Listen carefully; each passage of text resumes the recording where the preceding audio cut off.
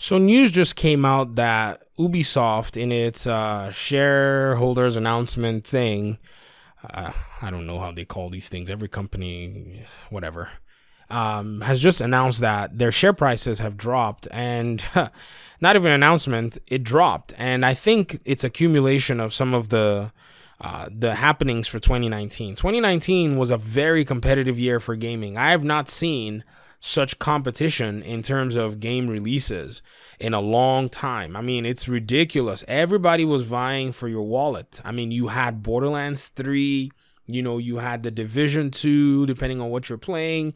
You had Mortal Kombat 11. You had your soccer games. You had a lot of indie games that are very good. Not just indie games are starting to gain more quality, and that's a great thing. Support indie games as much as you can.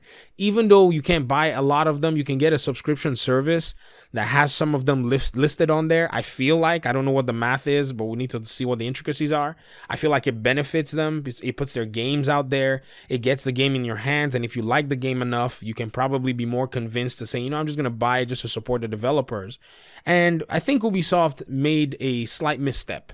They were enjoying a lot of the praise that they were receiving, because Ubisoft was receiving some praises. I mean, think about last year with Assassin's Creed. Assassin's Creed really was well accepted within the community.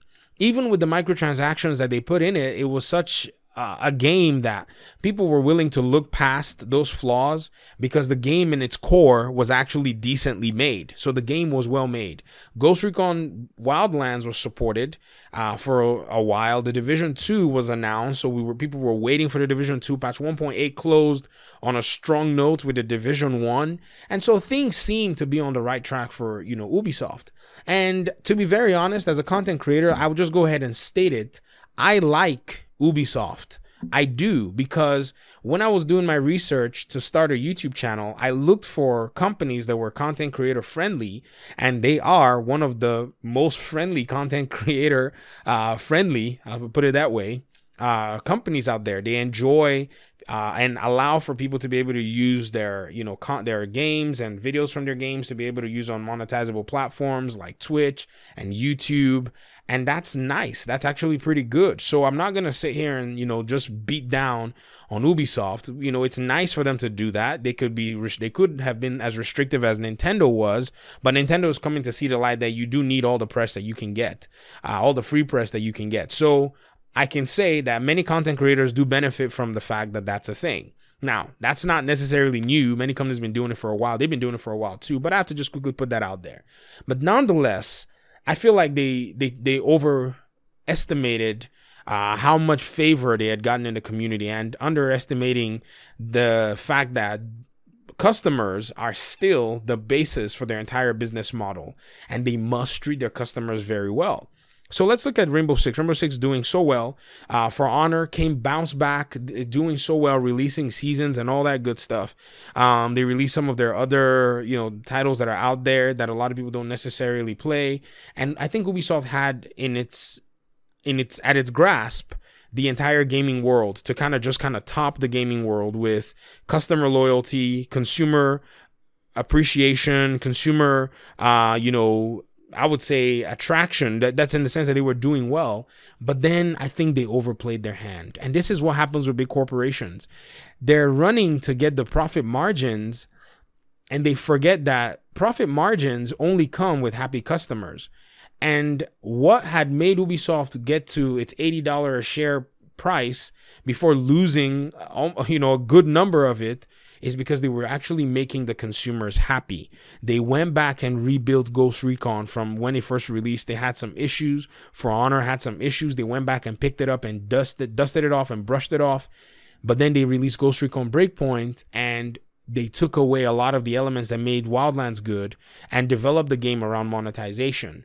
And I think it's not necessarily the fault of the developers. I think this is probably as a result of people who don't play games making decisions for, of how games should be. When you give a mandate as maybe a top brass somewhere in these companies and say, hey, these games need to have monetization and microtransactions in them, and it seems like that's a bigger priority than the game itself, what's going to eventually happen is with all the time and resources that the game could have used in development, because these games need a lot of time. Even when they're released, sometimes they're like, whoa, there's a big old bug, and the team is still running helter-skelter trying to fix a bug when the game has already gone gold. And so they spend that time designing a whole monetization system that is perfectly, pristinely executed, but then they fail at getting the core, which is the game. The game itself is what's going to sell. The game is going to sell. It's going to sell microtransactions. Can they not get this? You wonder. And then you see other companies like CD Projekt Red, who's just chilling, waiting, getting customer loyalty, treating and appreciating their customers, saying we're not going to, in any way do anything that's going to, make our customers upset, and respecting their customers. And they don't seem like they want to gouge you. They don't seem like they want to come back and throw any kind of surprises your way. Which brings me to the topic of this discussion, which is that The Division 2 seems to be in a unique place, and it's an important franchise for Ubisoft, more important than anybody knows or anybody thinks. And the reason I say that is because The Division has been able to do some really cool feats, bringing an RPG shooter to the market in a time where RPG shooters, was kind of something that was a little strange, and doing successfully well, even in terms of botching a lot of things because of their learning experience, and in some cases corporate missteps and greed. Let's just call it what it is. Still being able to keep a fan base that still want to see a good game come from them. I think they're in a unique position, but they're in the position to actually knock it out the park for the entire company as a whole. And I'm putting the limelight and the spotlight on Massive Studios. Massive Studios is the studio in charge of The Division's development. The game does not have a monetization system like others. Yes, there are some microtransactions, cosmetics. They're not like your Call of Duty Red Dot site and all that. People yelled at Call of Duty all through last year. Many of them are running to go buy, which is really funny. Whatever. It's your money. You could buy whatever you want. I'm not going to tell you what to do with your money. But then I feel like if they had the opportunity to monetize the game heavily, I feel like they would have done it because it pays the paychecks. But at the end of the day, I feel like Massive still prioritize the game much more than they did microtransactions of any kind. Now, yes, there were microtransactions. Yes, they added the skins for the specialization weapons and said, oh yeah, you guys are requesting them, so we're going to put them in there for $5.99. That's nonsense. We were requesting all kinds of other changes before they flawlessly implemented that. And then they spent 2 months implementing a patch that they could have given to their community and pretty much made their community the biggest fans of them. But they threw it out of the water because they wanted to gain a little bit, $5. So another thing too is short-sighted thinking. I think that's probably another thing that has harmed Ubisoft's current financial value so far, is they probably went to the short-sighted decisions and decided, oh yeah, let's just quickly make a quick buck, and that just went back and bit them. Now, how can they recover? They can get their IPs that are pretty much very, very good, very well made, and start making those IPs cater to their audiences and bring in, because whenever you have an audience for a game, the audience is actually, in my opinion, much bigger than you think. All you have to do is just make your game good, and then audience members that are similar to the audience already playing your game would eventually come in once they see what you have. I mean, look at The Division 2. Beautiful game, beautiful engine, but really buggy. The cycle of development is just all over the place, and it seems like there's no organization. Organization is a big thing. I mean, I'm not the most organized person, but when we're talking about a multi-million-dollar company, you gotta hire somebody. If I had the money to hire somebody to keep me organized, I would do it. I wonder why we don't have this happening in a lot of the big companies out there. And so, more importantly than anything, I feel like the Division franchise stands in a unique position. That position, though, is not going to be held for too long, because if you look on the horizon, there are other games that seem to be able to provide what the Division can provide that are just rearing their heads little by little. I mean, this year alone, Remnants from the Ashes, a game that was developed by a small studio, published by a small publisher, came out with a decent looking third-person game that had some aspects of this RPG type game, had some loot systems in it, and it was actually welcome. It had its own issues, it had its own, deficiencies, but it was not a AAA title. And this game actually had a lot of love and passion that was made with it. The name of the game is Remnant from the Ashes. As I thought to myself, why did they name this game that and all that stuff? I was thinking, I said, wow, a small game can do something this good. I wonder if they put in a little bit more creativity, a little bit more thinking out of the box, because game development costs money, or out of the box thinking, whichever one you can afford, that's the one you're going to spend. And so if somebody is coming up with something like that without a lot of the financial commitment that can be taken a toll on big game development, I feel like they're probably going to knock Ubisoft out of that position if they do not allow their franchises that are thriving or showing signs of life to continue to move forward. And yes, Rainbow Six seems to be providing a good esports audience. It has its own niche, but I don't think that can sustain the entire company. They need to start making very huge and critical decisions. And another thing they can do is they can take Ghost Recon back to what Ghost Recon is being purported to be by the old Ghost Recon community. Now, I never played the first Ghost Recon games. The first Ghost Recon game I ever played was Wildlands. I know. But then you hear old Ghost Recon people saying Ghost Recon game needs to feel like Metal Gear Solid 5. Man, that's a different level of polish, expectation, AI programming that is out of the box. Just everything needs to be pristinely done, because Ubisoft is a company that has a huge market value and boasts and brags some of the best developers in the industry. So that needs to be leveraged more than anything else. Game and core game design needs to be done. And then if they want to talk about how they can monetize, that needs to come down the road, further down the road, when no one is complaining about the quality of the game.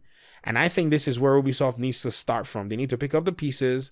I want to see Ubisoft do well, because the more gaming companies are making quality games and making gamers, happy and providing value and satisfaction, we're going to have a gaming industry that is not pretty much corroded by the likes of some very gritty companies. I will leave names unmentioned here. I'm not saying that Ubisoft has not shown some signs of greed, especially with the way they did Ghost Recon Breakpoint. If we want to be honest, I don't think that was a value providing service. These customizations and these microtransactions provide no value to a gamer. A good game is what provides value to the gamer. And then if they are enjoying the game, they can spend money on a microtransaction, which, ouch. Did I just encourage a company to put a microtransaction in a game? I guess, but make the game. You know what I mean? And if you make the game, the money that you actually make from microtransactions, you will make that money over time from a good game. Example, The Witcher 3. The game is still selling like hotcake even years later. And so how many people are going to be buying microtransactions from your game if it's trash? No one is going to buy the game. And so no one's going to buy the microtransactions. But then if you make the game and the game is good, the game is just going to sell itself over time, and nobody will worry about any microtransaction money, because you gain that microtransaction just from the digital sales of the game at a much discounted price over years. And if you actually say, okay, The Witcher has been going for, if The Witcher has gone for $14.99 since the second year it came out, and every year it sold 100,000 copies. So if you calculate that and say, okay, 100,000 copies every year for $14.99 for 3 years, let's do that math. Let me get my calculator out right now. $14.99 times 100,000 copies. That puts me at $1.4 million, and it sold those 4 million copies for about 3 years. Let's just say it sold it for 3 years.